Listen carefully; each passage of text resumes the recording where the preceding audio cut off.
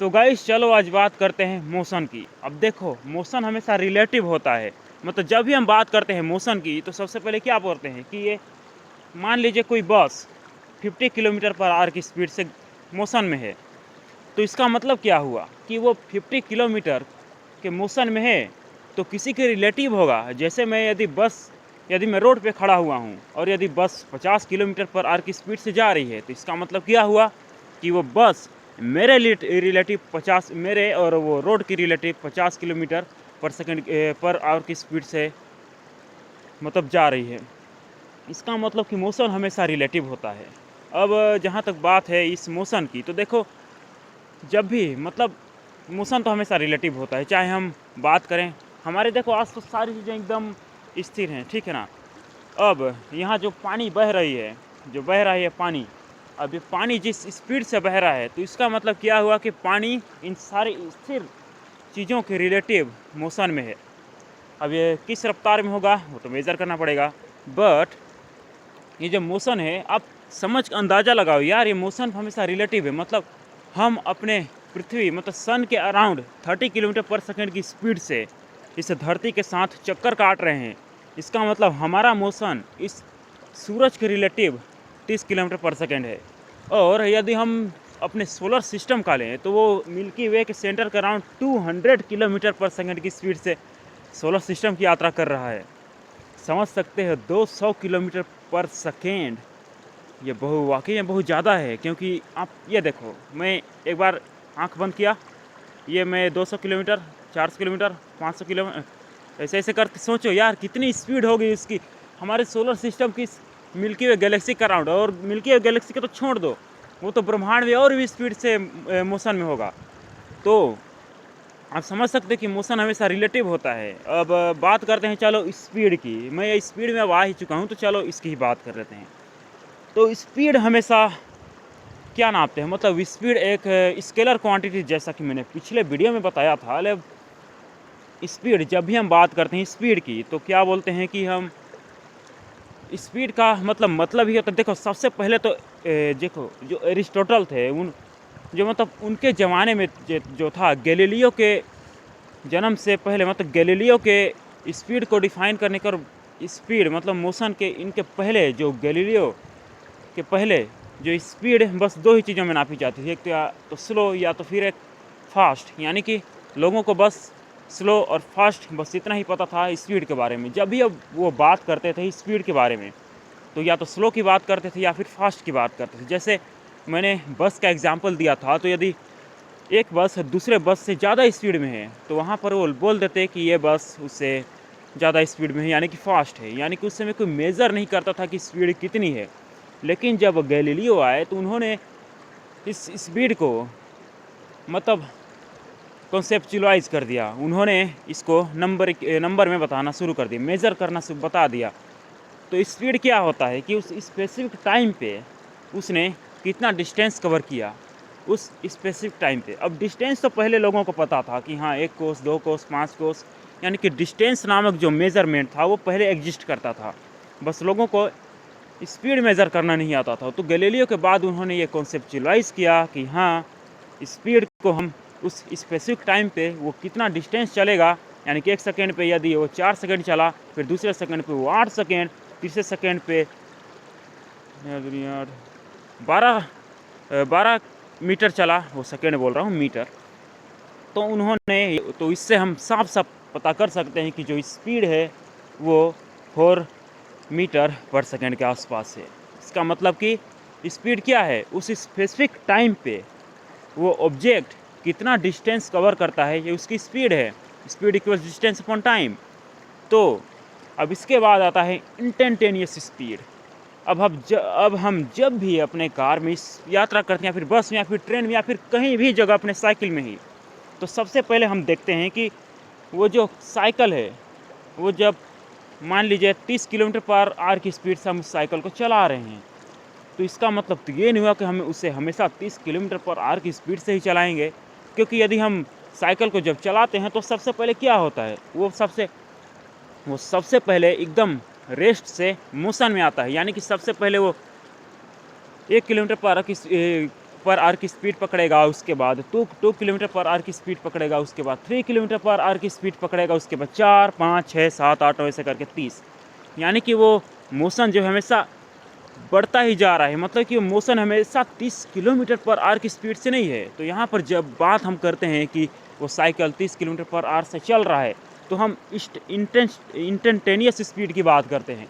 यानी कि उस स्पेसिफिक क्षण पे, उस स्पेसिफिक इंस्टेंट पे, उस स्पेसिफिक समय पे जो हम उस स्पीड की बात करते हैं, तो हम उसी की बात करते हैं इंस्टेंटेनियस स्पीड। क्योंकि वो साइकिल है, वो चाहे जो भी सारी चीज़ें हों, वो हमेशा एक ही स्पीड पर नहीं बन सकती। यानी कि उसे रेट से मोशन में आने के लिए कुछ समय लगता है, और वही जो समय है, अब हम जिस भी समय पर हम उस साइकिल को मान लीजिए देखते हैं, जैसे मैंने 1 सेकंड के लिए उसको देखा, तो वो उसकी इंस्टेंटेनियस स्पीड हो गई। यानी कि उस स्पेसिफिक सेकंड के लिए, स्पेसिफिक टाइम के लिए वो जो साइकिल का जो स्पीड था, वो इंस्टेंटेनियस स्पीड था। अब जहाँ तक बात है, हम जब भी बात करते हैं किसी ऑब्जेक्ट की स्पीड के बारे में, तो हम बात करते हैं उसके एवरेज स्पीड के बारे में। तो यदि मैं बोलता हूँ कि वो बस 10 किलोमीटर पर आवर की स्पीड से चल रहा है, तो इसका मतलब वो एवरेज स्पीड है उसकी। क्योंकि बस हमेशा जिस डिस्टेंस से वो चालू किया है और जहाँ पर जाके वो ख़त्म होगा, मतलब उसका जो शुरुआत पॉइंट है और जो एंड पॉइंट है, वहाँ के बीच की दूरी पे वो हमेशा एक ही स्पीड पर नहीं चलेगा, क्योंकि उसकी स्पीड हमेशा वेरी होती रहेगी। तो इस हिसाब से हम उसकी स्पीड को हम क्या बोलते हैं, एवरेज स्पीड। यानी कि वो एवरेज स्पीड पर मूव कर रहा था। तो इसका मतलब क्या हुआ कि स्पीड हमेशा, जब हम बात करते हैं किसी ऑब्जेक्ट की, तो हमेशा एवरेज स्पीड होती है। चाहे हम पृथ्वी की ही बात क्यों ना कर लें, क्योंकि इस पृथ्वी का जो मोशन है, वो सन के अराउंड जो स्पीड है, वो हमेशा वेरी करता रहता है उसके ग्रेविटी के इन्फ्लुएंस के कारण। जैसे पृथ्वी का ऑर्बिट क्या है, पृथ्वी का ऑर्बिट सन के अराउंड इलेप्टिकल है। तो जब भी अर्थ सूरज के पास आता है, तो पृथ्वी का जो स्पीड है वो बढ़ जाता है। 30 किलोमीटर शायद 31 हो जाएगा ऐसे कुछ, और यदि उससे दूर जाता है तो शायद 29 हो जाएगा, क्योंकि पृथ्वी का ऑर्बिट सन के अराउंड इलेप्टिकल है। तो यहाँ पर हम जब बात करते हैं पृथ्वी के स्पीड की, या फिर चाहे किसी भी ऑब्जेक्ट की स्पीड की, तो हम बात करते हैं उसके एवरेज स्पीड की। अब बात करते हैं चलो वेलोसिटी की। अब देखो, वेलोसिटी एक स्केलर क्वांटिटी है। यानी कि हमारे पास मेज़र करने के सिर्फ 2 ही तरीके हैं किसी भी ऑब्जेक्ट की इस स्पेस में। तो पहला तो हम बात करते हैं वेक्टर क्वांटिटी, और दूसरा पहला तो बात करते हैं वेक्टर क्वांटिटी, ठीक है ना, और दूसरा हम बात करते हैं स्केलर क्वांटिटी। और वेक्टर क्वांटिटी तो मैंने पिछले वीडियो में बताया था कि वो हमेशा स्पेस में डायरेक्शन को भी बताता है। जैसे कि बात करते हैं हम जब वेलोसिटी की, तो वेलोसिटी एक वेक्टर क्वांटिटी है, क्योंकि इस पर हम जब बात करते हैं उसके वेलोसिटी किसी भी ऑब्जेक्ट की, तो हम इससे बात करते हैं उसके डायरेक्शन की भी। यानी कि वो नॉर्थ में जा रहा है, साउथ में जा रहा है, या फिर ईस्ट में जा रहा है, या फिर वेस्ट में जा रहा है। तो जब हम बात करते हैं किसी ऑब्जेक्ट की वेलोसिटी की, तो हमें डायरेक्शन बताना भी बहुत ज़रूरी है। अब ये वेक्टर क्वांटिटी में हम क्या होता है, मतलब कि जैसे एक ऑब्जेक्ट 5 किलोमीटर पर आवर की स्पीड से नॉर्थ की तरफ जा रहा है, तो मान लेते हैं कि नॉर्थ को एक्स डायरेक्शन और साउथ को वाई डायरेक्शन। अच्छा, मान लेते हैं कि नॉर्थ और साउथ के बीच कुल एकदम मतलब उसके 45 डिग्री पे जा रहा है। तो हम इससे आसानी से कैलकुलेट सकते हैं कि वो एक्स डायरेक्शन पे, यानी कि नॉर्थ पे कितना स्पीड से जा रहा है, और वाई डायरेक्शन पे कितना स्पीड पे जा रहा है। तो इस हिसाब से हम ये कह सकते हैं कि ये जो वेक्टर क्वांटिटी होता है, उस पे जो कोऑर्डिनेट होते हैं, वो जो उसका स्केलर क्वांटिटी है, जो उस वेक्टर क्वांटिटी में जो भरा पड़ा है, वो इस स्पेसिफिक डायमेंशन के लिए, एक पॉइंट के लिए वो कितनी मात्रा में है। जैसे कि एक्स डायरेक्शन में कुछ दूसरा मात्रा हो सकता है उस स्पीड की, और वाई डायरेक्शन में कुछ दूसरा मात्रा हो सकता है उस स्पीड की। यानी कि वेक्टर क्वांटिटी किसी भी ऑब्जेक्ट के जो स्केलर क्वांटिटी उस पर जो भरा रहता है, उसके मात्रा को बताता है कि एक्स में कितना होगा, वाई में कितना होगा। अब चलो बात करते हैं एक्सेलरेशन की। अब देखो, अब आप मुझे ये बताओ, अब एक्सेलरेशन कुछ नहीं, बस चेंजिंग इन वेलोसिटी है। यानी कि मैं बात पहले स्टार्ट करता हूँ 1 मीटर पर सेकंड की, उसके बाद 1 सेकंड बाद वो 2 किलोमीटर पर सेकंड की हो जाता है, उसके बाद दूसरे सेकंड बाद वो 8 किलोमीटर, ऐसे कर करके मतलब उसकी स्पीड हमेशा बढ़ती ही जा रही है। तो यहाँ पर जब हम बात करते हैं एक्सेलरेशन की, तो उसमें हम बात करते हैं changing in velocity relative to time.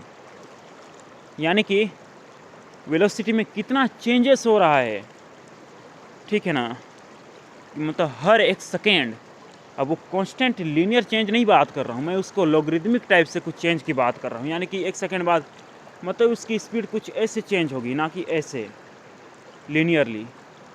तो चेंजिंग इन स्पीड मतलब हाँ, चेंजिंग इन स्पीड को हम एक्सेलरेशन बोलते हैं। यानी कि पहले मान लो उसका जो वेलोसिटी किसी भी ऑब्जेक्ट की 5 मीटर पर सेकेंड, वो कुछ देर बाद 10 मीटर, उसके बाद कुछ देर बाद 15 मीटर, उसके बाद 20। तो यहाँ पर हम बात फाइनली हम कह सकते हैं उसका जो एक्सेलरेशन है वो 5 किलोमीटर पर सेकेंड स्क्वायर है। अब यहाँ पर स्क्वायर बात इसलिए है क्योंकि हर सेकेंड उसका स्पीड बढ़ता जा रहा है। तो यदि सेकेंड को यदि मल्टीप्लाई कर दे तो वहाँ पर हो जाएगा स्क्वायर, दैट्स इट। अब रुकना।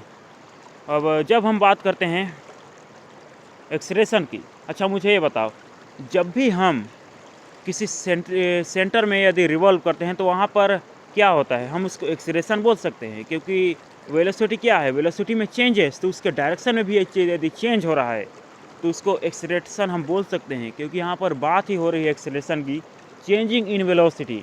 तो यदि कोई सैटेलाइट अर्थ के अराउंड ऑर्बिट करता है तो उसकी हम बात वेलोसिटी की नहीं बल्कि एक्सेलरेशन की, यानी कि वो सैटेलाइट पृथ्वी के अराउंड एक्सेलरेट कर रहा है।